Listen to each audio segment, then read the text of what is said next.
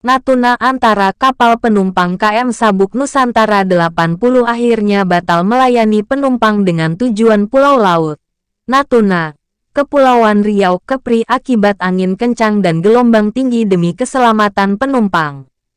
Kapal tidak berangkat ke Pulau Laut, hanya diberangkatkan ke Sedanau karena angin kencang, kata Kepala Syah Bandar Ranai, Liber Ferry Hutahayan, di Natuna, Sabtu. Sebelumnya KM Sabuk Nusantara 80 dijadwalkan pada hari ini berada di Pulau Laut dengan rute Selat Lampa, Pulau Laut, Sedanau, dan seterusnya, hingga ke Pelabuhan Kijang, Pulau Bintan. Kapal batal berangkat, terpaksa harus turun di sini Pelabuhan Selat Lampa. Baru dikabarkan tadi malam, kapal tidak ke Pulau Laut angin masih kencang, kata Edi Lim salah satu penumpang lanjutan dari Pelabuhan Kijang, Bintan tujuan Pulau Laut. Sementara Badan Meteorologi Klimatologi dan Geofisika, BMKG, melalui surat edaran yang diterima di Natuna meminta masyarakat yang tinggal di daerah pesisir untuk mewaspadai adanya potensi gelombang tinggi hingga 4 meter pada periode 18-19 Februari tahun 2023. Dimohon kepada masyarakat yang tinggal dan beraktivitas di pesisir sekitar area yang berpeluang terjadi gelombang tinggi agar tetap selalu waspada, kata Kepala Pusat Meteorologi Maritim BMKG Eko Prasetyo dalam surat tersebut. Eko menuturkan adanya pola angin di wilayah Indonesia menyebabkan gelombang tinggi terjadi, seperti di bagian utara dominan bergerak dari barat laut timur laut dengan kecepatan angin berkisar 5-25 knot. Sedangkan di wilayah Indonesia bagian selatan dominan bergerak dari barat daya barat laut dengan kecepatan angin berkisar 5-20 knot. Kecepatan angin tertinggi terpantau di Laut Natuna Utara, Selat Makassar bagian selatan, Laut Flores, dan Laut Banda. Kondisi tersebut menyebabkan peningkatan gelombang setinggi 1,25 hingga 2,5 meter berpeluang terjadi di Selat Malaka bagian utara,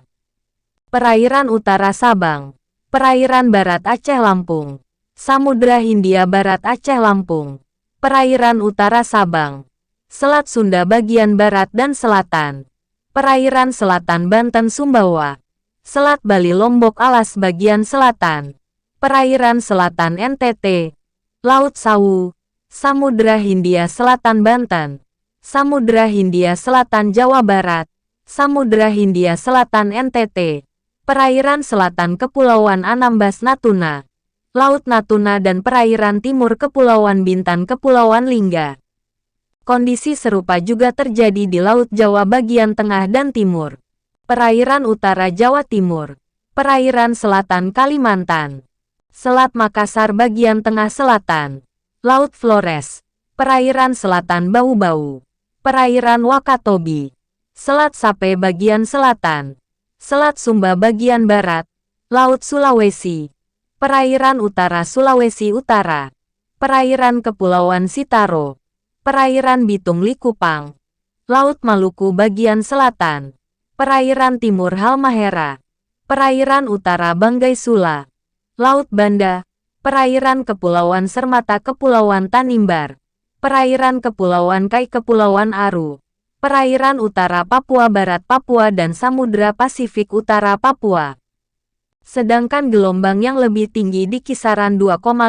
hingga 4,0 meter, berpeluang terjadi di Samudra Hindia Selatan Jawa Tengah, Samudra Hindia Selatan Jawa Timur, Samudra Hindia Selatan Bali NTB, Laut Natuna Utara, perairan utara Anambas Natuna, perairan utara Subi Serasan, perairan Kepulauan Talaut Sangihe, Laut Maluku bagian utara, perairan utara Halmahera, perairan Morotai,